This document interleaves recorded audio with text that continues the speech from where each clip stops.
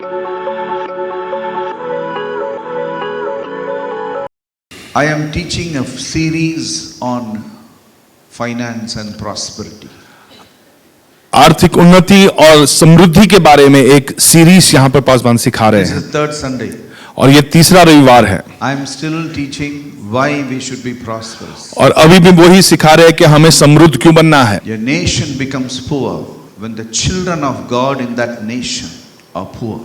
एक देश गरीब बनता है जब उस देश के परमेश्वर के संतान गरीब ठहरते हैं। Unless there is an external thing which suffocates this and overtakes this. और जब तक कि बाहरी कोई ताकत आती नहीं है और इसे दबोच नहीं लेती है या इसे दबाता नहीं है। If our nation need to be rich, you need to be rich. अगर हमारे देश को धनी बनना है तो आपको धनी बनना होगा।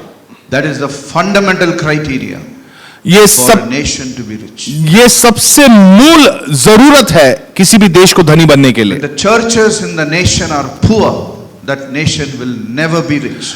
जब कलीसियाएं उस देश की गरीब बनेगी तो वो देश कभी भी धनी नहीं बन पाएगा।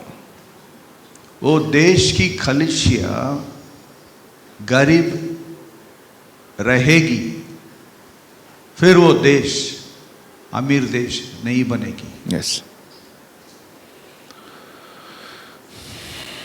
That is why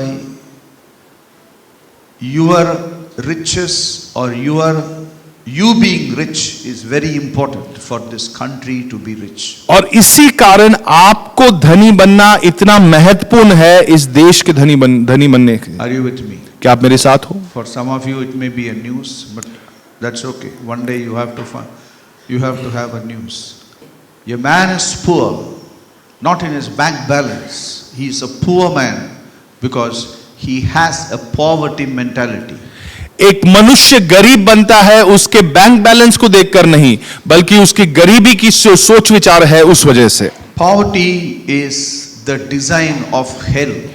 गरीबी नरक का रूपरेखा है। Poverty is not a virtue. It is not designed in Genesis chapter 1. और गरीबी कोई अच्छा गुण नहीं है, उसे उत्पत्ति के पहले अध्याय में सृष्टि नहीं की गई थी। Genesis chapter 1 is the beginning of everything, where God never created poverty. उत्पत्ति का पहला अध्याय जो है वो हर एक वस्तु की शुरुआत है, आरंभ वहीं से हुआ है, लेकिन परमेश्वर ने कभी गरीबी को उत्पन्न नहीं किया। Poverty is caused by breaking the principles of God.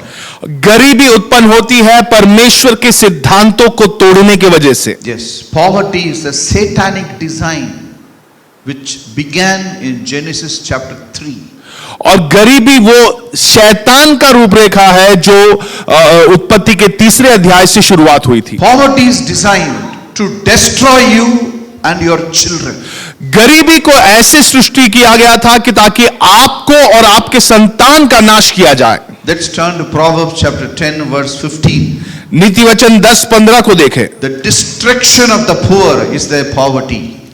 और गरीब की नाश उनकी गरीबी है। Poverty is not as easy as you think. It destroys you. गरीबी जितना आसान या मामूली आप समझते हो वैसा है नहीं, वो आपका नाश करता है। Because poverty brings oppression. क्योंकि गरीबी आप पर दुष्ट दबाव डालता है। It makes it easy for the devil to rule you. और ये आसान कर देता है शैतान के लिए ताकि वो आप पर राज्य कर सके। Poverty makes you to live in the mercy of man. और गरीबी आपको किसी मनुष्य के दया पर जीने पर मजबूर कर देता है। Today many believers are not able to attend Sunday morning. You know why? Because their boss has not agreed to it. और आप जानते हो कई विश्वासी रविवार सुबह आज वो यहां पर वो नहीं आ पा रहे हैं क्योंकि उनके बॉस जो है उन्होंने अनुमति नहीं दी और उनसे काम करवा रहे हैं। You are under the mercy of your boss. आप आपके बॉस के दया के अधीन आ जाते हो। Because you don't have money. क्योंकि आपके पास कोई पैसा नहीं है। If you have money, you can change your job. अगर आपके पास पैसा हो तो आप अपनी नौकरी बदल सकते हो। You can change many things in your life if you have money. आपके जीवन की कई सारी बातों को आप बदल सकते हो अगर पैसा हो। Poverty makes you to be under the mercy of man. गरीबी आपको मनुष्य के दया के अधीन डाल देता है। God never wanted or intended any of you to be under the mercy of man. In fact, He wants you to be under the grace of God. और परमेश्वर ने यह कभी नहीं चाहा कि आप किसी मनुष्य के दया में जिए, बल्कि यह चाहा है कि आप परमेश्वर के करुणा और अनुग्रह के अधीन जिए। We are redeemed back from poverty through Jesus Christ. और यीशु मसीह के द्वारा हमें छुड़ाया गया है इस गरीबी से। See, in the Bible, poverty is termed as a curse. Bible में गरीबी जो है इसको श्राप कहा गया है। Now let me tell you one thing. Many people, they think they are not poor because they have a car, they have a 2-bedroom house, but they are still poor according to the principles of the Bible. कई लोग समझते हैं कि हमारे पास गाड़ी है, 2 bedroom का मकान है, तो हम गरीब नहीं है, लेकिन परमेश्वर के वचन के सिद्धांत के अनुसार आप गरीबी हो। For example, lack is poverty. उदाहरण के तौर पर अगर कोई कमी घटी है तो वो गरीबी है। Lack is poverty. घटी अगर है तो वो गरीबी है। Tell your neighbor, lack is poverty. आपने पड़ोसी से कहे अगर घटी है तो वो गरीबी है। How many of us are in lack?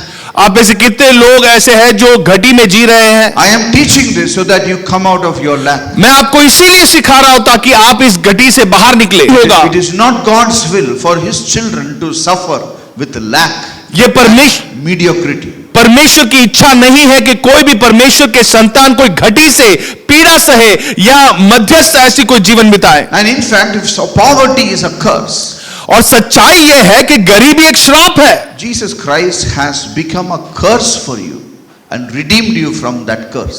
यीशु मसीह श्रापित बना ताकि आपको श्राप से छुड़ाया जाए। Galatians chapter 3 verse 13. गलातियों की पत्री 3:13। Christ has redeemed us from the curse of law and has become a curse for us. मसीह ने हमारे लिए जो श्रापित बना, और So if poverty is a curse, तो अगर गरीबी कोई श्राप है Christ became the curse. तो यीशु वो श्राप बन गया। Please understand. ये आप समझे, Christ became the curse. यीशु श्रापित बना। Now I told you poverty is a curse. मैंने आपसे कहा कि गरीबी एक श्राप है। Are you with me? क्या आप मेरे साथ हो? Poverty is a curse. गरीबी श्राप ही है। Because if you read Deuteronomy chapter 28, व्यवस्था विवरण 28 को अगर आप please पढ़े, turn with me to Deuteronomy chapter 28, व्यवस्था विवरण 28 को आप देखें, verse 15. 15वां वचन। Deuteronomy chapter 28, verse 15. You can easily Google it if you don't have your Bibles with you. अगर आपके पास बाइबल नहीं है तो आप गूगल कर सकते हो, व्यवस्था विवरण 28वां अध्याय 15वां वचन। But it shall come to pass, if you do not obey the voice of the Lord your God, to observe carefully all His commandments and His statutes, which I command you today, that all these curses will come upon you and overtake you. परंतु यदि तू अपने परमेश्वर यहोवा की बात न सुने और उसकी सारी आज्ञाओं और विधियों के पालन में जो मैं आज सुनाता हूं चौकसी न करेगा, तो सब श्राप तुझ पर आ पड़ेगा। Verse 18. 18वां वचन। Cursed shall be the fruit of your body and the produce of your land and the increase of your cattle and the offsprings of your flocks. श्रापित हो तेरे संतान और तेरी भूमि की उपज और गायों और भेड़ बकरियों के बच्चे। You please read this from, it has a big lot of list of all the curses. आप इस अध्याय को आप जाकर पढ़ना, क्योंकि बड़ा से एक लिस्ट दिया गया है सारे श्राप कौन से हैं। 1/3 of them is full of poverty and lack. 1/3 of all the list. और ये पूरी जो लिस्ट दी गई है उसमें से 1/3 भाग सारे श्राप के बारे में लिखा गया है। Poverty is a curse. ये गरीबी एक श्राप है। Jesus became the curse. यीशु श्रापित बना। Did Jesus really became a poverty in this area? Okay, we all know a lot of sin, righteousness. हम सब I'll जानते tell you something. We cannot, overlook finances and only talk sin and righteousness. हम सब पाप और धर्मी बनना ये जानते हैं, इस विषय को जानते हैं, लेकिन आप आप कभी भी आर्थिक उन्नति को नजरअंदाज कर कर केवल पाप और धर्मी बनने के बारे में नहीं सोच विचार कर सकते हो, Jesus Christ has become the curse. क्योंकि यीशु मसीह श्रापित हुआ। Many of us, we think Jesus Christ came to establish Christianity. कई लोग सोचते हैं कि यीशु मसीह आए ताकि ईसाई धर्म, क्रिश्चियनिटी जो धर्म है उसकी स्थापना करे। No. नहीं। By the way, Jesus never had said the word Christian in any time. और यीशु ने कभी भी क्रिश्चियन जो शब्द है इसका कभी इस्तेमाल नहीं किया। He came to help the Hindus, Muslims, Sikhs, Isai, everybody, every human on this earth. और यीशु मसीह आए ताकि हिंदू, मुस्लिम, सिख, ईसाई चाहे कोई भी धर्म के क्यों ना हो उन सभी की मदद कर सके। Because poverty can come to anyone irrespective of your religion. और क्योंकि गरीबी जो है वो किसी के भी जीवन पर आ सकता है। Let us turn to another verse, 2 Corinthians chapter 8 verse 9. दूसरी कोरिन्थियों की पत्री 8वां अध्याय 9वां वचन। Because this word actually blew my mind. Because when I understood this, I understood a lot of things about money. जब इस वचन को मैंने समझा, मैंने पैसों के बारे में कई सारी बातें समझ ली। 2 Corinthians chapter 8 verse 9. Can we all read it together? हम सभी से साथ मिलकर पढ़ेंगे। For you know the grace of our Lord Jesus Christ, that though he was rich, yet for your sakes he became poor, that you through his poverty might become rich. Please understand, there is something which Jesus Christ has done so that you can change your lifestyle. और यीशु मसीह ने कुछ ऐसी बातें की है ताकि आप अपने जीवन शैली को बदल सके। Anybody who says anything against prosperity and finance, they need to answer this. अगर कोई भी व्यक्ति समृद्धि और आर्थिक उन्नति के विषय विरुद्ध बात करता है तो उसे इस वचन के विपरीत जवाब देना होगा। He wants your poverty to be changed into riches. यीशु चाहता है कि आपकी गरीबी बदलकर वो धनी बना सके। So what he did was, he was rich, he became poor.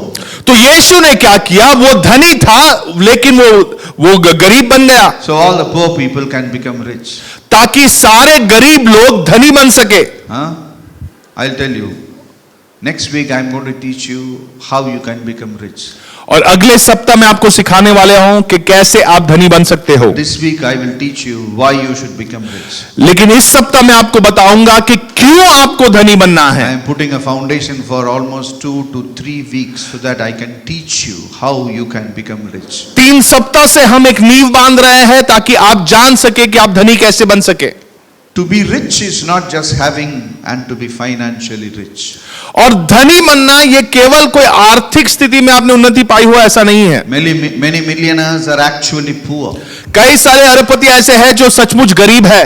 Okay? To be rich in God's way, you need to live in the design of God.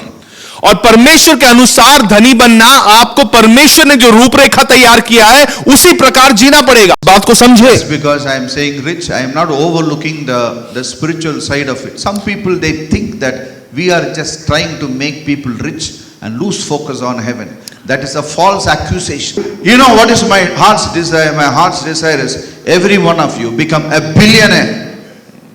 Not that you lose God and run behind money.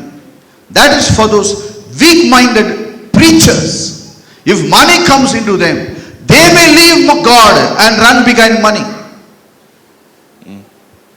The real child of God who has tasted the love of God will never ever put money above God. That is for those weak-minded preachers who preach that poverty is bad. Are you with me?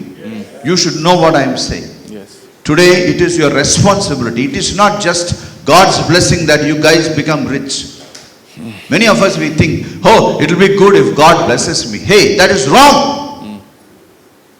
It is your duty to be rich. If Jesus Christ has paid a price, he has a rich man. He became a poor man so that you become a rich man. Are you with me? Tell your neighbor, I will be rich for Jesus. अपने पड़ोसी को लेकर कहे कि मैं यीशु के लिए मैं धनी बनूंगा। Yeah. So I am going to teach you what is money. मैं आपको सिखाऊंगा कि पैसा क्या है। What are the laws of money? और पैसे के कायदे कानून क्या है, What has God kept inside money? और पैसे के अंदर परमेश्वर ने क्या The whole रखा world है। is running around money. सारी दुनिया पैसे के पीछे भाग रही Today, है। who is teaching you about stock market? आज आपको स्टॉक मार्केट के बारे में कौन सिखा रहा है? Who is teaching you about making money? पैसे बनाने के बारे में कौन सिखा रहा है? YouTube can teach you. YouTube आपको सिखाता है? Never. नहीं। It is the creator of the universe who should teach you how to defeat the stock market. और ये सारे सृष्टि के जो सृष्टि करता है वही आपको सिखाना चाहिए कि स्टॉक मार्केट पे कैसे विजय हो सके। The entire wisdom of the universe is inside that holy Bible. और सारे भूमंडल का जो ज्ञान है ये पवित्र शास्त्र में है। If you master that Bible, you can master the stock market. अगर आप उस बाइबल पर राज्य कर सके तो आप फिर स्टॉक मार्केट पर भी राज्य कर सकते हो। You can master anything in life when you master that book. आप किसी भी आप राज्य पा सकते हो अगर आपने इस किताब को विजय हासिल किया। But that is a design of God. That is the design of Genesis 1. और परमेश्वर की एक रूपरेखा है जो उत्पत्ति पहले अध्याय की रूपरेखा है। Proverbs chapter 3 verse 10. नीति वचन 3:10। Proverbs chapter 3 verse 10. नीति वचन This is 3:10। the design of God. ये परमेश्वर की There are रूपरेखा two है। words. दो वचन है। Plenty and overflow. Say plenty, और कहे बहुतायत में होना overflow. और वो उमड़ उमड़ कर भर कर गिरना। Plenty, और बहुत होना overflow. और उमड़ कर आगे गिरना। You know what is overflow? क्या आप जानते हो कि ये उमड़ कर गिरने का अर्थ क्या है? How much water is here? इसमें पानी कितना है? This much. यहां तक।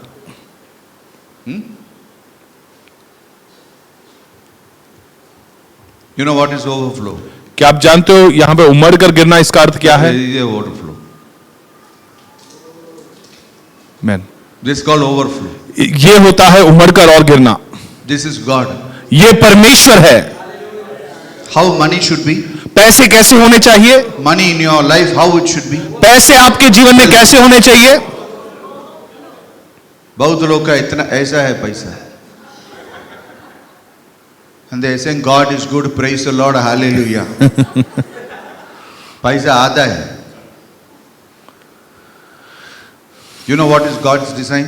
क्या आप जानते हो परमेश्वर की रूपरेखा क्या है? This is God's design. ये परमेश्वर की रूपरेखा है। This is God's design. ये परमेश्वर की रूपरेखा है। If it is not this, अगर ये नहीं है then there is something you need to learn. तो कुछ तो आपको सीखना जरूरी है। Am I right? क्या मैं सही हूं? Something is wrong somewhere. कुछ तो गड़बड़ है कहीं पे। Definitely not with God. परमेश्वर के साथ कोई गड़बड़ी नहीं Definitely है। it is with us. Sir हमारे साथ ही है, So we need to change. तो हमें बदलना होगा। Tell your neighbor. अपने Today पड़ोसी you से will change. अपने पड़ोसी से कहो कि हमें बदलना है। Today you will change. आज आप बदलोगे। People don't come here to teach God. लोग They come here to learn from God. और यहाँ पर परमेश्वर को सिखाने नहीं आते हैं, हम परमेश्वर से सीखने आ रहे Your हैं। life should be a life of overflow. और हमारी जिंदगी ऐसे ही उमड़ कर गिरने वाली जिंदगी होनी चाहिए, That is the word of God. क्योंकि यही परमेश्वर का वचन है। Beginning to end, that is the word of और God. शुरुआत से अंत तक यही परमेश्वर का This is वचन the है। design of the devil. ये शैतान की रूपरेखा है, चल चल चल चल, ये सभी design of the devil. और ये शैतान की रूपरेखा है। Let us not be in the design of the devil. हम Let not devil paint our lives. और God paint your life. शैतान हमारे जीवन को ना रचे बल्कि परमेश्वर हमारे जीवन को रचे। Do Bible permit poverty? This is another question. क्या परमेश्वर का वचन इसे गरीबी कहता है? Is it okay to be poor? क्या ये ठीक होगा कि हम गरीब हैं? This is a question you need to know. ये सवाल का जवाब आपको जानना है। Many people think it is okay to be poor than to be rich. और बहुत लोग ये समझते हैं कि ये बेहतर होगा कि हम गरीब बने ताकि अमीर बने। They don't know it is wrong to be poor. लेकिन वो नहीं जानते कि गरीब होना ये गलत बात है। After Jesus Christ paid the price, what business you have with poverty? जब यीशु मसीह ने दाम चुका दिया है तो फिर आपको क्या लेन देन है इस गरीबी से? What business? What business you have with sin? Tell me. पाप के साथ आपका क्या लेन then? Righteousness of God. What business you have with sin? जब यीशु ने आपको अपनी धार्मिकता दी है तो पाप के साथ आपका क्या लेन देन? क्या लेन देन है? इसी प्रकार after Jesus Christ has paid and become such a heavy price on the cross for your poverty, what business you guys have with poverty. Wow, what relationship you have. Kick them out of your life. जब यीशु मसीह ने इतना महंगा दाम क्रूस पर चुकाया है ताकि आपकी गरीबी निकाली जाए, तो गरीबी के साथ आपका क्या रिश्ता? उसे लात मार के आपको बाहर निकालना है. Where Bible permits poverty. कहां पे बाइबल ने अनुमति दी कि आप गरीब हो जाए? Let me tell you this. मैं आपको बताऊंगा. There is only one place where Bible permits poverty. केवल एक ही स्थान है जहां पे बाइबल अनुमति देता है कि गरीब हो जाए. Let us know which area. Let's turn to Proverbs 28 verse 6. नीति वचन 28 उसका 6वां वचन. Better is the poor who walks in his integrity than one perverse in his ways, though he be rich. टेढ़ी चाल चलने वाले धनी मनुष्य से खराई से चलने वाला निर्धन पुरुष ही उत्तम है. So there is an opportunity for you to make money in a wrong way. एक मौका है आपके पास कि गलत तरीके से आप पैसा कमा सके Or become poor. या गरीब बन जाए. You choose poverty. आप तभी गरीबी चुनना. It's okay. ये ठीक होगा. It's okay. ये ठीक होगा. You understand what I'm saying? क्या आप समझ पा रहे हैं मैं क्या कह रहा Bible is saying? हूं? बाइबल क्या कह रहा Just है? because Bible tells this, it doesn't mean that you should be always propagating and preaching about poverty. और क्योंकि बाइबल ये वचन कहता है, इसका अर्थ ये नहीं है कि आप हमेशा सिर्फ गरीबी के बारे में प्रचार करते रहो. No. नहीं. It is our duty to respond to the cross. What happened on the cross? ये हमारा कर्तव्य होगा कि क्रूस पर क्या बातें घटी है तो उसके सामने सही प्रतिक्रिया हम करें. And some people think poor people have an advantage over the rich people. कुछ लोग ये समझते हैं कि गरीबों के पास एक अधिक मौका है, एक अच्छा अवसर है अमीर से ज्यादा. Let's turn to Matthew chapter 5 verse 3. मत्ती 5:3 को देखें. Matthew chapter 5 verse 3. मत्ती 5:3. Blessed are the poor in spirit. Let's read it together. हम साथ इसे पढ़ेंगे. Blessed are the poor in spirit, for theirs is the kingdom of heaven. So they say, blessed are the poor people. Kingdom of God belongs to them. तो ये वचन पढ़कर वो कहते हैं कि धन्य है गरीब लोग, क्योंकि परमेश्वर का राज्य उन्हीं का है. ये गरीब लोग नहीं है, ये अमीर लोग भी नहीं है, ये poor in spirit. Poor in spirit means there is another meaning to poor in poverty in spirit. मन के दीन होना इसका अलग ही अर्थ होता है. A poor in spirit is a person who fears God. मन का दीन होना ये वो व्यक्ति है जो परमेश्वर का भय मानता हो, Who fears His word. जो परमेश्वर के वचन का भय मानता हो. Who will never ever get into anything which is against God. वो ऐसे किसी बात में नहीं उलझेगा जो परमेश्वर के विरुद्ध हो. That is called poverty in your spirit man. और यही है मन का दीन बनना. Here, blessed is the poor in spirit. Let's turn to another verse. एक और वचन Isaiah chapter 66 verse 2. यशायाह 66 दूसरा वचन. Isaiah 66 verse 2. Let us see what is the poor in spirit. Can we read it together? For all these things my hand has made, and all these things exist, says the Lord. But on this one I will look, on him who is poor and of a contrite spirit, and who trembles at my word. परंतु मैं उसी की ओर दृष्टि करता हूं जो दीन और खेदित मन का हो और मेरे वचन सुनकर थरथराता हो. Who is a person who is poor in spirit? कौन है वो व्यक्ति जो मन का दीन बनता है, Who fears God, जो परमेश्वर का भय मानता हो, trembles at his word. जो उसके वचन को सुनकर थरथराता हो. It is not a poor man. ये गरीब व्यक्ति नहीं है. So definitely being poor doesn't give you any advantage in your spiritual area. तो निश्चित तौर पर गरीब बने रहना ये आपको कोई अधिक फायदा नहीं देने वाला आपके आत्मिक व्यक्तित्व को.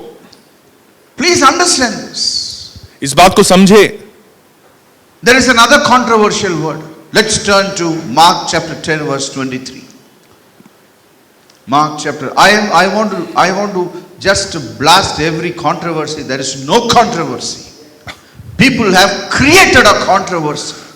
लोगों ने ये गलत विवाद को सिर्फ बनाया है, ऐसा कोई विवाद है ही नहीं। There is actually no controversy in the Bible. सचमुच कोई विवाद बाइबल में है ही नहीं। Yeah, let's today we'll suffocate all these things. Mark chapter 10 verse 23. Jesus looked around and said to his disciples, "How hard it is for those who have riches to enter the kingdom of God."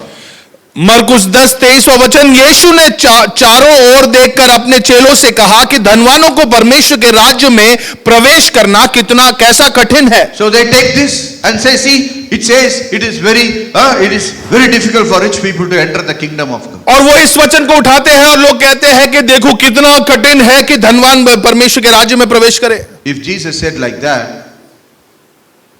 then Jesus, please understand, every word of Jesus can never be wrong because he is the Son of God. और इस बात को समझे कि अगर यीशु मसीह ने कोई वचन कहा है तो वो कभी गलत नहीं हो सकता क्योंकि वो परमेश्वर का पुत्र है। It should align with the rest of the Bible. तो बाइबल के बाकी जो वचन है उसके साथ ही साथ वो चलना चाहिए। Because there is another man called, he is the father of all riches, he is Abraham. और जो सारे धन का वो पिता माना जाता था। How will Jesus say rich people will go to hell? तो कैसे अगर यीशु कह सकता है कि धनवान जो नरक में जाएंगे? So look into the matter properly, what he actually said. तो इसको ध्यान से आप पढ़कर देखें कि सचमुच वो क्या कह रहा है। Don't take it out of the context and talk what you want to talk. और कोई भी वचन ऐसे ही लापरवाही से बाहर निकालकर जो आपका मन करे ऐसे बातें नहीं करना। Let us read further. आगे हम पढ़े Mark chapter 10:23. And the disciples were astonished at his words. तो उसके 24वें वचन में लिखा है कि चेले उसकी बातें सुनकर अचंभित हुए। But Jesus answered again and said to them, "Children, how hard it is for those who trust in riches to enter the kingdom of God." और फिर यह सुनकर यीशु ने उनको उत्तर दिया कि हे बालकों, जो धन पर भरोसा रखता है उनके लिए कितना कठिन होगा। Please understand what Jesus actually said. आप समझे कि यीशु सचमुच क्या कह रहे हैं। You can't take verse 23 and create a doctrine out of your own. और 23वें वचन को खाली निकालकर आप अपना ही एक सिद्धांत नहीं बना सकते। नहीं। No, Jesus explained 23 in 24. और He said how hard it is for those who trust in the riches. His trust is not in God, his trust is in riches.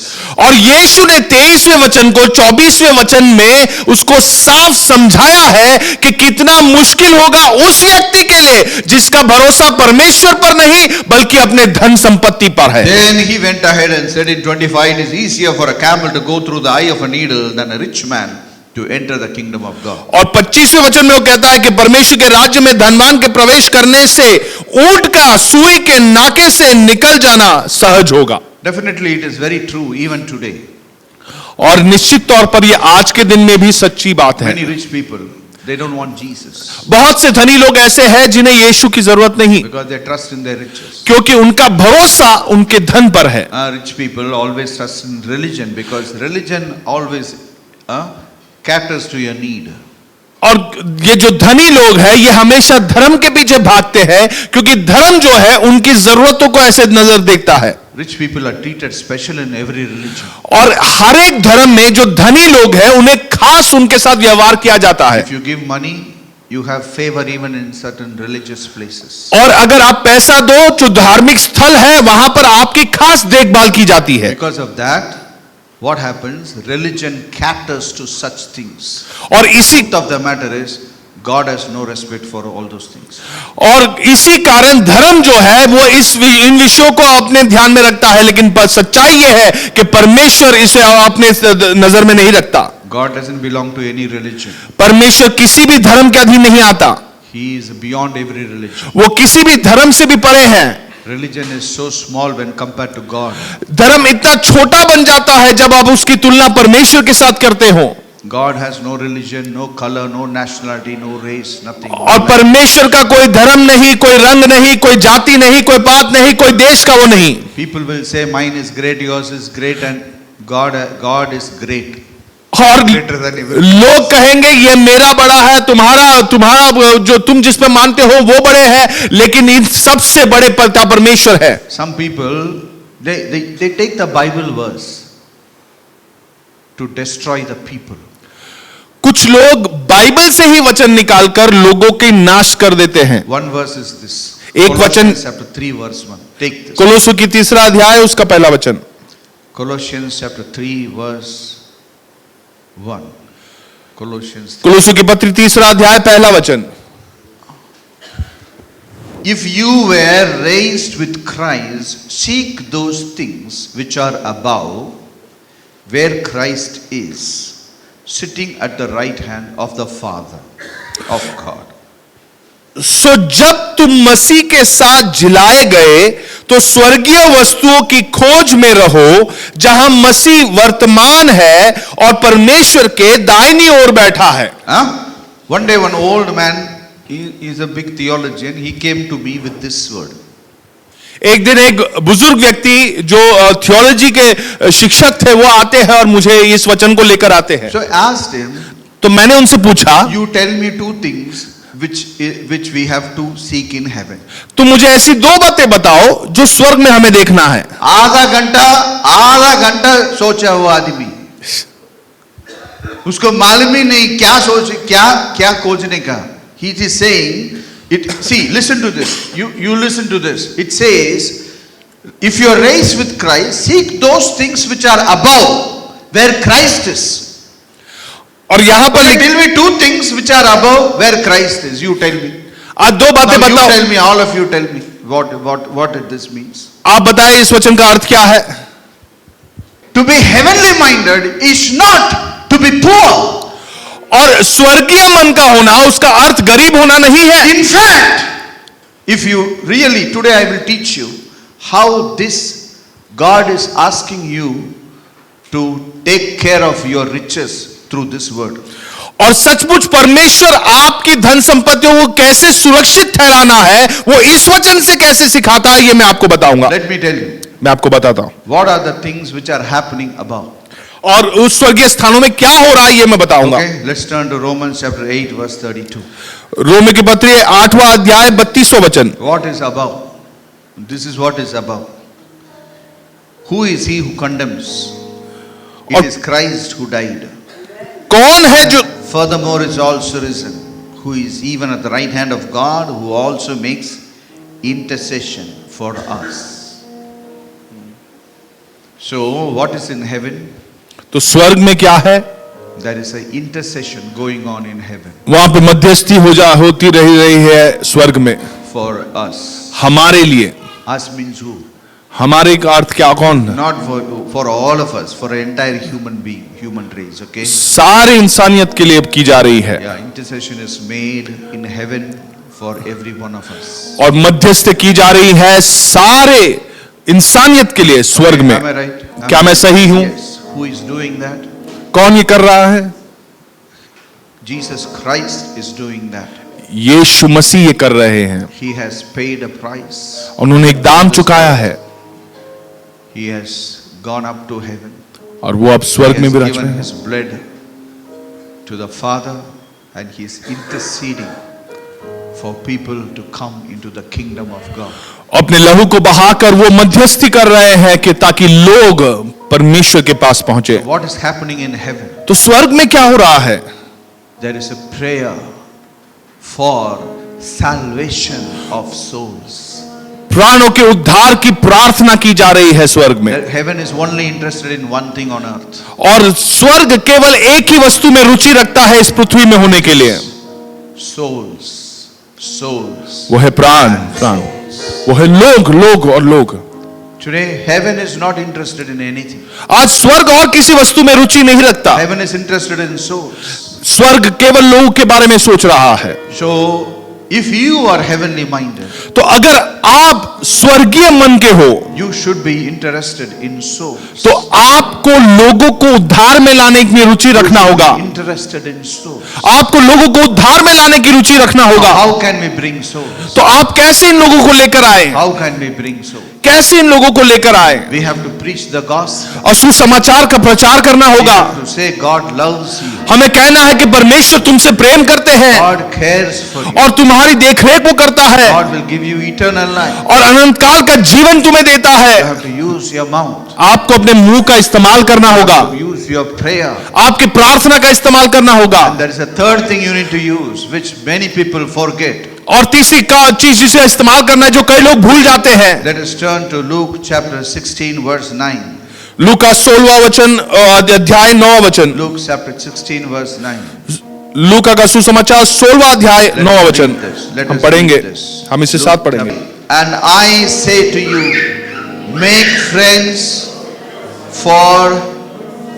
make friends for yourselves by unrighteous mammon, that when you fail, they may receive you into an everlasting home. Here Bible clearly, Jesus Christ says, use your money. और Bible यहां साफ सिखा रहा है, अपने पैसों का इस्तेमाल तुम करो। You use your money. अपने पैसों का इस्तेमाल करो Bring souls into the kingdom of God. ताकि आप लोगों को परमेश्वर के राज्य में लेके आ सको। When the church of God has no money, जब परमेश्वर how can you use your money to bring the kingdom of God, जब परमेश्वर people into the kingdom of God? जब परमेश्वर के कलीसिया के पास कोई पैसा ही नहीं होगा तो लोगों को परमेश्वर के राज्य में कैसे वो लेकर आएंगे? Bill Gates is a rich man. He is a billionaire. He uses his money to eradicate mosquitoes. और बिल गेट्स जो है ये एक धनी व्यक्ति है, वो मच्छरों को खत्म करने के लिए अपना पैसा इस्तेमाल कर We रहा है। can't convince Bill Gates to use his money for the real thing. और सचमुच की जरूरत जो है उसे कैसे पूरा कर सके, ये हम बात बिल गेट्स को नहीं समझा पाएंगे। If you don't buy what Bill Gates is having, if you don't topple him, if you don't become the Bill Gates, how can you use the money of God to use for the kingdom of God? अगर आप स्वयं एक Bill Gates के समान नहीं बन पाए, धनी नहीं बन पाए, तो कैसे आप वो पैसे को परमेश्वर के राज्य की बढ़ोतरी के लिए इस्तेमाल कर If पाओगे? you are under the mercy of your boss, you are coming to Sunday morning is a question mark.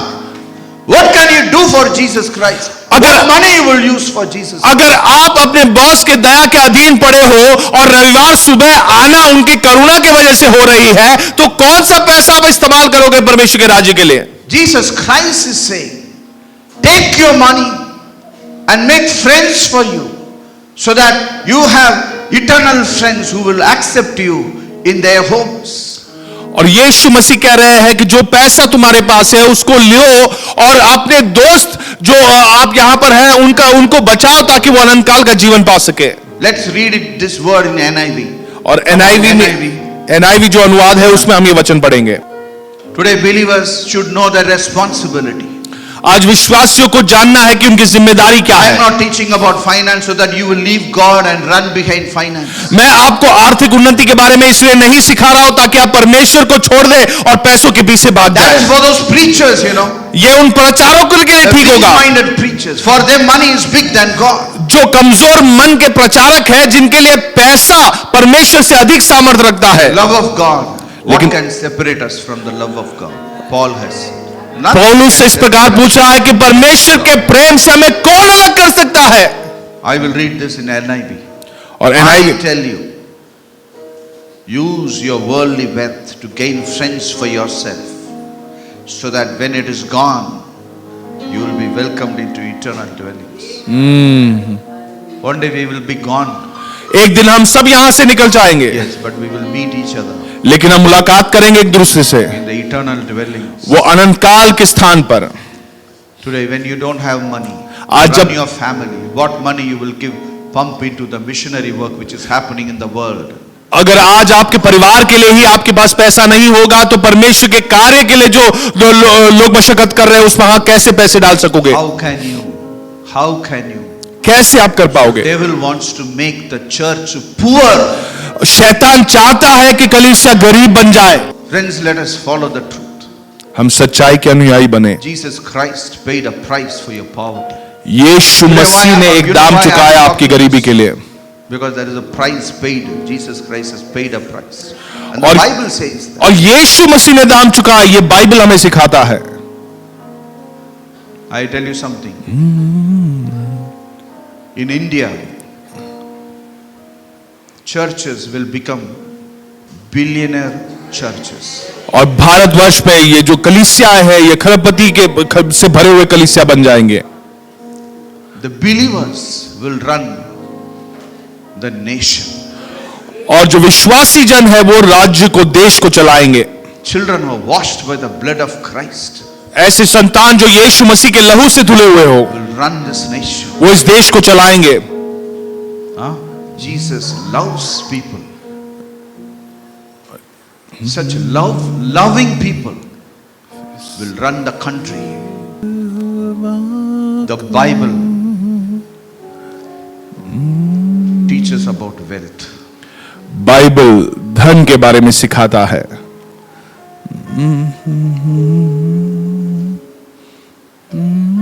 Wealth is a part of everything which God said. और धन हर एक वस्तु का भाग है जो परमेश्वर ने कही है। Bible is about, if I tell one word, Bible को, I can say blessing. अगर बाइबल को एक शब्द में अगर हम कहे तो वो है आशीष।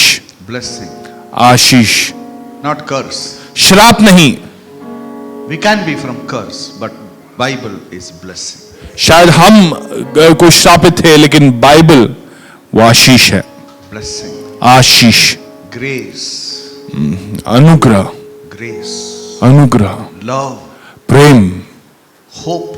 आशा, These are the synonyms of the Holy Bible. ये बाइबल के समानार्थी शब्द है। Jesus talked about money more than heaven and hell. और यीशु ने पैसों के बारे में अधिक बात किया, ना कि स्वर्ग और पृथ्वी। Jesus talked about money more than any other subject. किसी और विषय से अधिक बात यीशु ने पैसों के बारे में किया। Jesus told approximately 40 parables in the Bible. करीब 4 दृष्टांत यीशु ने 40 दृष्टांत यीशु ने पैसों के बारे में बताए हैं। Out of that, 40 total parables. 40 दृष्टांत उन्होंने पूरा बताए हैं। कहानी, दृष्टांत, पैराबल, कहानी। 40 स्टोरी बोला मुंबई की भाषा में। करेक्ट? उसमें 26 पैसा के बारे में, 26 जो है वो पैसों के बारे में बताया है। Do you think money is an important thing in the New Testament? क्या नए नियम में पैसे का जो विषय है ये मुख्य है, ऐसा आपको लग रहा है? Jesus will not be wrong. यीशु गलत नहीं हो सकते। करेक्ट ना? You can be wrong, anybody can be wrong. आप और मैं शायद गलत हो सकते हैं। Please understand. इस बात को समझे। Next week you all need to come. अगले सप्ताह आप सभी को आना है, How you can become a billionaire. क्योंकि मैं सिखाने वाला हूं कि कैसे आप एक खरबपति बन सकते हो। I am not going to make. मैं नहीं बनाने वाला आपको, Jesus will make. यीशु बनाने वाला है। There are principles for that. I कुछ teach you सिद्धांत है इसके, ये सिद्धांत मैं आपको सिखाऊंगा। There are 200 verses about faith in the New Testament. 200 plus, okay? 200 से भी अधिक वचन है नए नियम में विश्वास के बारे में। 200 plus verses are about salvation. 200 से अधिक वचन ये उद्धार के बारे में है। Okay? 300 verses about money. लेकिन 300 वचन ऐसे है जो पैसों के बारे में है। Okay? And 2084 verses about stewardship, accountability of money and finance. और करीब 2000 से भी ज्यादा ऐसे वचन है जो बताता है कि कैसे आपको इसको अच्छी देखरेख करना है, संभालना है और आपको किसी का अधीन आना है। No wonder we need to learn about money from Jesus. तो इसमें कोई आश्चर्य की बात नहीं है कि हमें पैसों के बारे में सही तरीके से सीखना है। God is a good God. परमेश्वर भला परमेश्वर है। God wants every one of us to be rich. परमेश्वर चाहता है कि हम में से हर एक धनी बन सके। God has never separated the worldly life and the spiritual life. परमेश्वर ने कभी ये जो आत्मिक जीवन है और प्राकृतिक जीवन है इसको अलग नहीं किया है। Religion has separated. धर्म ने इसे अलग किया है। If you want to know God, you should leave the world. धर्म ऐसे सिखाता है कि अगर तुम परमेश्वर के बारे में जानना चाहते हो तो दुनिया को छोड़ना होगा। Please understand. And it was true. और ये बात वहां सच थी। ये गलत नहीं है. That is before Jesus. Jesus came and changed everything. यीशु मसीह के आने से पहले तक ये सही था, लेकिन उसके बाद उन्होंने सारी बातों को बदल दिया। He said that if you are a leader, you need not be a monk. You can marry.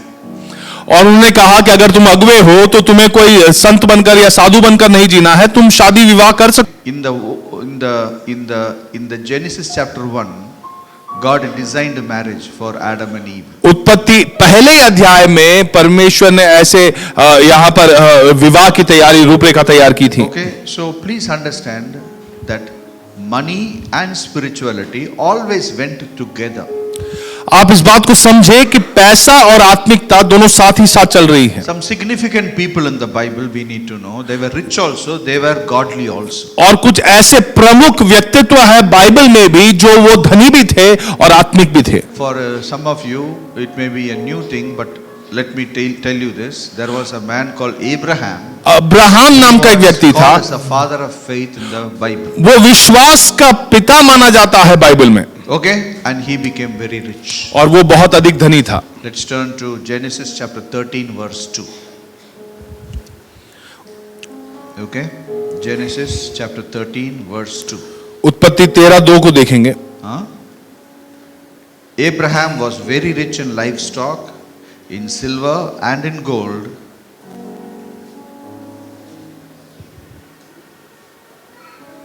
See, he was rich in livestock, silver and gold. Abraham भेड़ बकरी गाय बैल और सोने रुपए का बड़ा धनी था। आपको समझ में नहीं आ रहा है कैसा अब्राहम इतना धनी हो गया? And that too, 3 ही महीने में इतना धनी हो गया। He took how many months? कितने महीने उनको लगे? 3 months. 3 महीने में। In 3 months you can become a billionaire. 3 महीने में आप ऐसे खरबपति बन सकते हो। It's true.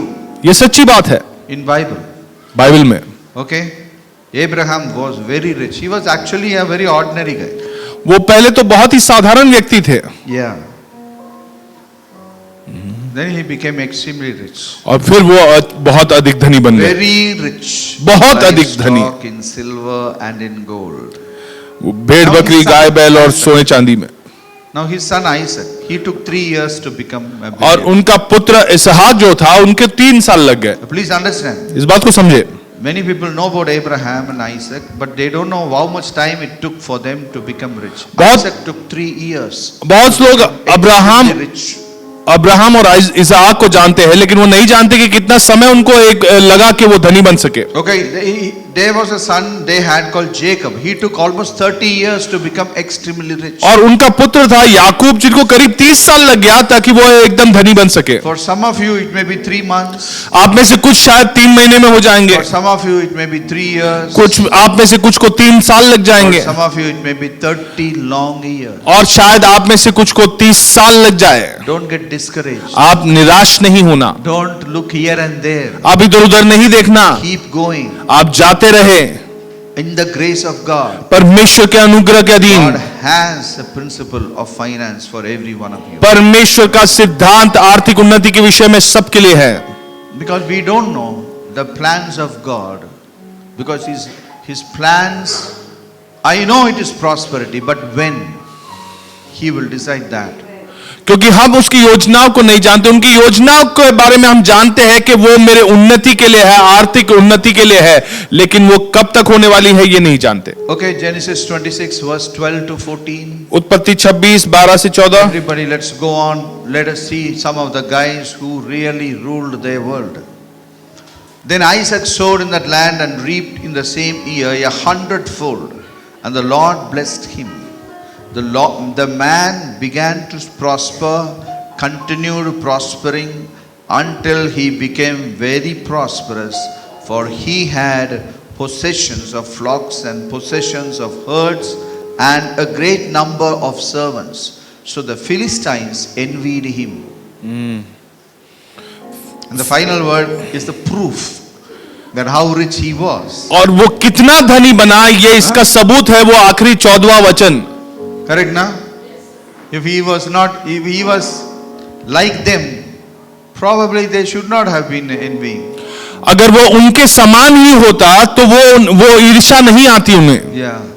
But here the Philistines envied लेकिन that guy Isaac. यहां पर लिखा है कि फिलिस्ती जन जो थे वो उनसे ईर्ष्या करते थे। You know why they envied him? क्या आप जानते हो ये क्यों करते थे? Envy comes when you rise. और ये ईर्ष्या आती है जब आप ऊंचा उठते हो। Please understand this. When you're already there, nobody envies you. आप पहले से वहां पे थे तो कोई आपका ईर्ष्या नहीं करता। Anybody is envying Ambani? You are envying Ambani? कोई भी ईर्ष्या करता अंबानी से? उधर देखता भी नहीं। अभी तुम्हारे पास में बैठा है ना, वो अंबानी बन गया, खत्म, फिर तुमको ईर्ष्या चालू हो जाएगा ना। See, envy comes only when a poor man becomes a rich man.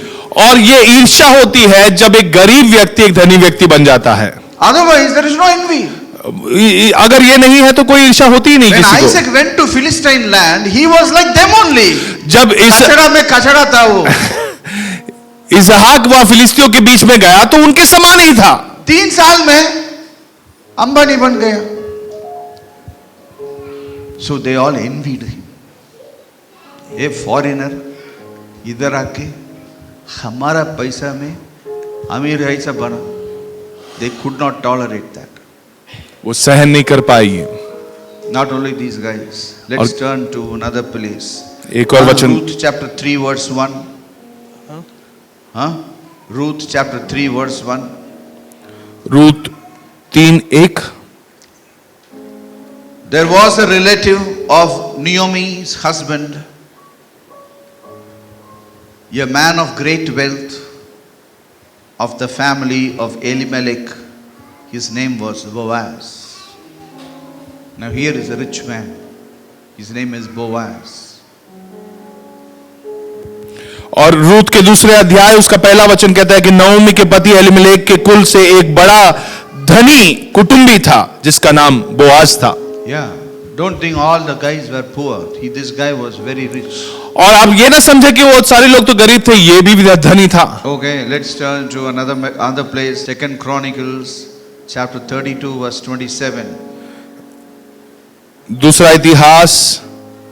There are so many places, okay, so many places, which I am just saying 1 or 2 things and I am just passing on. और कई सारे वचन ऐसे हैं, मैं केवल उसे पढ़कर ऐसे गुजर रहा हूँ। King, okay, now let's see this guy, Hezekiah, 2 Chronicles 32:27. Hezekiah had very great riches and honor, and he made himself treasuries for silver, treasuries for gold, treasuries for precious stones, treasuries for spices, treasuries for shields, treasuries for all kinds of desirable items, storehouses for the harvest of grain, harvest of wine, harvest of oil, stalls of all kinds of livestock and folds for flocks. Moreover, he provided cities for himself, possessions of flocks and herds in abundance, for God had given him very much property. Who gave him property? और परमेश्वर ने हेzekiah को किसने वो संपत्ति हेzekiah को दी?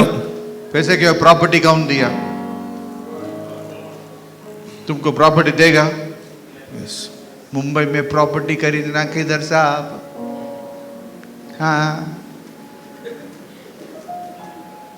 हेzekiah ऐसा बात नहीं किया। हेzekiah को कौन प्रॉपर्टी दिया? परमेश्वर। अंधेरी में। You want अंधेरी में ना? हाँ। Hey,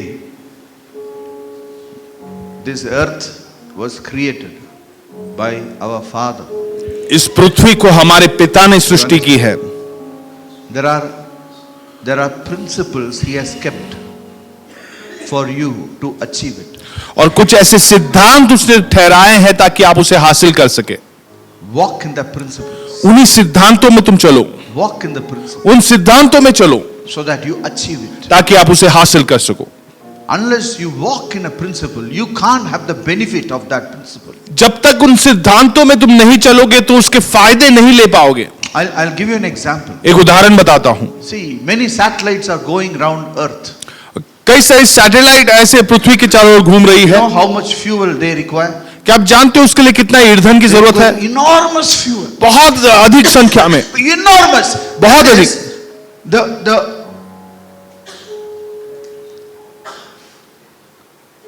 The satellite is like this, and the fuel is like this. So much fuel they require for a small satellite. एक छोटे से सैटेलाइट के लिए इतना अधिक ईंधन की जरूरत पड़ती है। One day, one man found how you can use gravity as a fuel and run the satellite without fuel.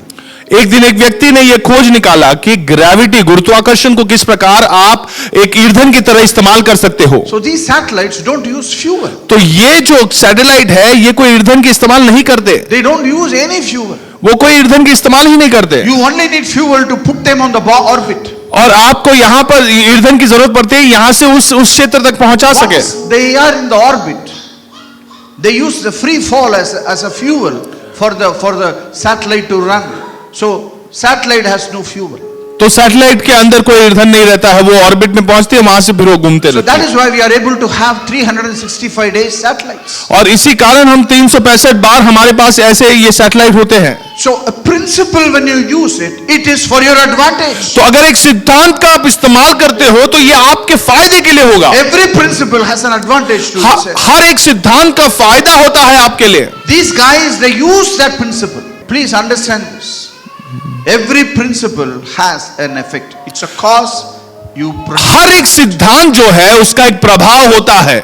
Are you with me? क्या आप मेरे साथ हो? Finance is a principle. और आर्थिक स्थिति जो है ये एक सिद्धांत पर चलती है। Holiness is not a replacement to the principles of finance.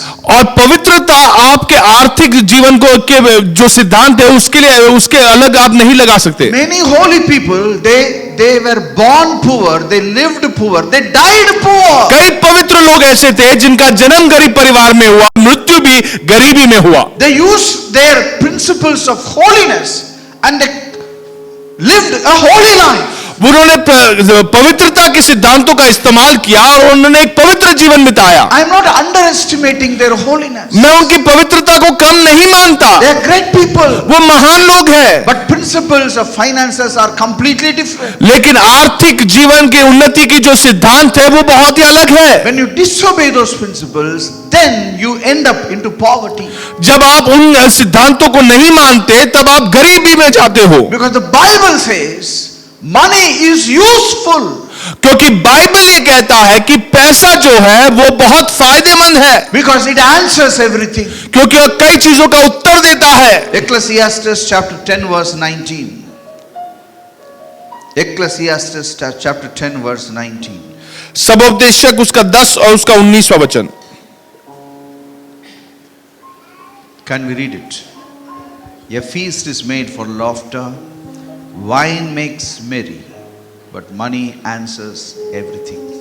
यहां पे आखिरी वचन कहता है रुपयों से सब कुछ प्राप्त होता है। Many times we have no answer. आज कई बार हमारे पास कोई उत्तर नहीं है। We have no answer. कोई उत्तर नहीं है। In many places we have no answer. कई जगहों में हमारे पास कोई उत्तर नहीं है। Because we have no money. Because money is the answer. क्योंकि हमारे पास ये कोई पैसा ही नहीं है, क्योंकि पैसा एक उत्तर है। Money is an answer. पैसा एक जवाब है। Money can bring lot of answers. पैसा आपको कई सारे जवाब आपकी तरफ लेके आ सकते हैं। That's why Jesus Christ paid a price for your poverty. और इसी कारण यीशु मसीह ने एक दाम चुकाया आपके गरीबी के लिए। Friends, I know you are all well-meaning, godly people, great people who live in Mumbai. I know that. मैं जानता हूं कि आप सब बहुत ही दैविक लोग हो, महान लोग हो जो इस मुंबई शहर में रह रहे हो। But लेकिन you have a responsibility to be done in this world. इस दुनिया में आपकी एक जिम्मेदारी है जो आपको पूरी करनी होगी। You have to use your money to bring souls. into the kingdom of God. आपको अपने पैसों का इस्तेमाल करना है ताकि लोगों को परमेश्वर के राज्य में ला सके। Today we are using our mouth. Praise God for our mouths. आज हम अपने मुंह का इस्तेमाल कर रहे हैं और परमेश्वर के राज्य को बढ़ा रहे हैं। परमेश्वर की स्तुति हो इस चीज के लिए। When I started this movement, God said, name it as a house of prayer. जब हमने इस सभा की शुरुआत की थी, परमेश्वर ने कहा कि इसे हाउस ऑफ प्रेयर ऐसे बुलाना। We are a house of prayer. हम प्रार्थना के घर है, house of prayer. Every one of you is a family of prayer. आप में से हर एक प्रार्थना का एक परिवार है। Praise God. परमेश्वर की स्तुति हो। That is not all. There is a third thing we need to use. We need to use our money for the kingdom of God. लेकिन ये काफी नहीं है, तीसरी वस्तु का भी इस्तेमाल करना है, जो है कि पैसों का हमें इस्तेमाल करना है Yes, if you become rich, ताकि आप धनी बन सके। you can pump the money into the kingdom of God. जब आप धनी बनते हो तो परमेश्वर के राज्य में आप पैसे ला सकते हो। Yes, I pump the money into the kingdom of God so that people can know Jesus Christ. मैं परमेश्वर के राज्य में पैसे को डालता हूं ताकि लोग यीशु मसीह के बारे में जान The Bible will bless you, क्योंकि- bless your children, and through you, He will bless everybody. और ये बाइबल आपको आशीषित देगा करेगा, आपके संतान को आशीषित करेगा और आपके द्वारा ये सारे देश को आशीष करेगा। God is interested in this country. परमेश्वर हमारे देश में रुचि रखता He है, is interested in us. वो हम में रुचि रखता है। He wants everyone in this country to be saved and वो come. चाहता है कि इस देश के सारे लोग उद्धार में आए। Hallelujah.